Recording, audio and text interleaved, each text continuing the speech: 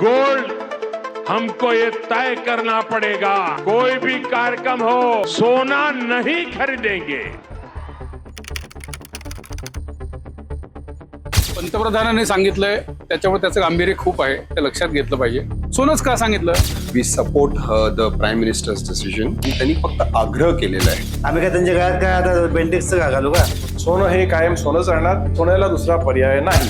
जसं आता माझ्या बहिणीचं लग्न आम्हाला पाहिजे टोटल 20 तोळे. जी गरज आहे ती गरजच आहे. म्हणजे सोनं ही आजकालची मूलभूत गरज आहे. यावर्षी लग्न झाले, मुलीला घेऊन जा, दागिने पुढच्या वर्षी वाट, असं होऊ शकत नाही ना. सोनं खरेदी थांबवली तर दुकानं बंद पडतील, असं चालणार नाही. काही लोकांचं घर आहे, तेही चाललं पाहिजे. खरेदी करू नका हा ज्याचा वैयक्तिक प्रश्न आहे बेसिकली बघायला गेलं. पण सोनं ही ऍक्च्युली अशी गोष्ट आहे की जी इंडियामध्ये आपल्या सणावारांना किंवा लग्न सराईला ही लागतीच लागते. किती आव्हान केलं किंवा नाही केलं तरी जे रिक्वायरमेंट आहे तिथे लागणारच. आता परकीय चलन जे आहे भारताचं, ते सर्वात जास्त कुठे खर्च होता आयात करण्यामध्ये?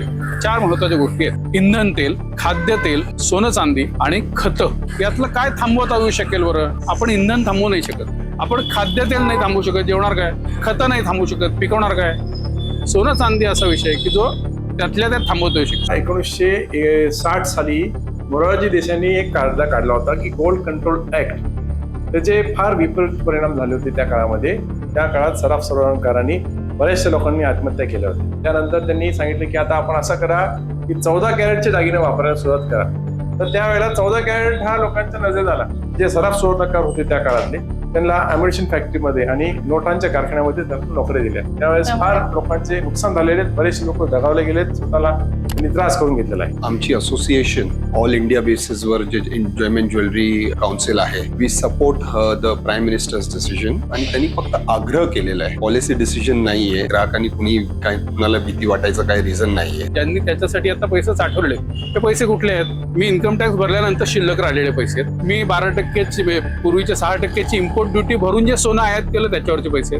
सरकारनं डॉलरचा विनिमय दर जो आधीच करून ठेवलेला आहे, त्याच्या हिशोबासह जी किंमत सोन्याची ठरली त्याच्यावर आहे. आणि शिवाय जीएसटी 3% भरलेला आहे. म्हणजे सरकारला सगळा वाटा दिलेला आहे. त्यातल्या उरलेल्या पैशात मी खरेदी करतोय ना. सामान्य माणसाने काय करावं? आपल्याला इम्पोर्ट, एक्सपोर्ट, फॉरेक्स आणि यातलं सगळ्यातलं काही कळत नसतं. माझं कुटुंब माझी जबाबदारी, तेवढा विचार सामान्य माणसाने करावा आणि याच्यावरती राहावं. ज्याच्या म्हणजे बँकेमध्ये काय आपल्याकडे सोनं आहे ते बँकेच्या स्वरूपाने जर आपल्याला व्यापाराला ते आम्हाला दिलं, त्याच्यावरती आपल्याला म्हणजे इम्पोर्टचा आपल्याला जो लोड आहे तो कमी होऊ शकतो. पण अशी पण आव्हान करू शकतो ज्यांच्याकडे इन्व्हेस्टमेंट म्हणून बिस्किट जे ग्राहकांकडे जे जमा असतात त्याची काही योग्य स्कीम केली, त्यांना काही परतावा देता आला, तर ते जर आपण बँकेतर्फे मार्केटमध्ये आपण सगळीकडे वाटण्याचा प्रयत्न केला, म्हणजे सेल करण्याचा प्रयत्न केला. बाहेर जाण्याची गरज नाही, आपल्याकडेच भरपूर सोनं आहे, तर त्याच्यानुसार आपल्याला आपली जी तूट आहे ती कमी करण्याचा प्रयत्न होऊ शकतो आणि त्याचा फायदा होईल. म्हणजे लोकांचं व्यापाराचं नुकसान होणार नाही आणि देशाचाही नुकसान होणार नाही. या दोन्ही गोष्टी एकत्र होण्याचा हा एक महत्वाचा विषय इथे येऊ शकतो. इम्पोर्ट ड्युटी वाढल्याने एका रात्रीतच जवळजवळ 10,000 रुपये सोन्याच्या दरात फरक पडलेला आहे रिटेल मार्केटमध्ये. त्याचे ऍडव्हान्टेज असं आहे की रेट वाढल्याने लोकांची व्हॅल्यू वाढली, विश्वास वाढला. जे कोण थांबले होते त्यांनी प्रॉफिट बुक करायला, ते आज विकायला सुद्धा आले. दुसरं त्याचं एक डिसएडव्हान्टेज असं आहे, आधी होती 12% ड्युटी, 12 ते 15% आधी सुद्धा होती. त्याच्यानंतर गव्हर्नमेंटनी 6% आणली, कारण स्मगलिंग ज्या प्रमाणात वाढत होता ते कंट्रोल करायला त्यांनी 6% केलंय. 6%चे 15% केल्यानंतर हा जो डिफरन्स आहे त्याच्यात चान्सेस आहे की परत स्मगलिंग वाढायची शक्यता आहे.